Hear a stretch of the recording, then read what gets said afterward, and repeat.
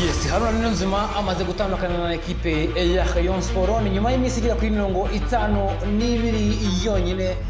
Amaze kuba rero agenda yegarukamo nyuma y'imyaka 17 yarayikiniye, akaba rero yarayigarutsemo. Ese cyatumye batandukana, ese byagenze bite gitumye Haruna Niyonzima atandukana na Rayon Sport kumvikane, akaba amaze kuba rero ayivamo.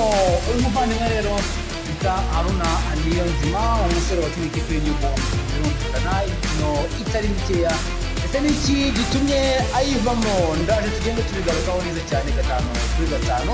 Ushimire kandi wowe ukomeje kugenda udutera inkunga, ukora subscribe ndetse ukareba ibiganiro byacu, kandi nimba utarakandaho icyo usabwa no gukanda subscribe, ugatanga n'igitekerezo muri comment, ukagira ibyo dusaba ndetse ukagira n'icyo rwose igenda utubwira twakwiye kuba duhindura cyangwa se icyo twakomeza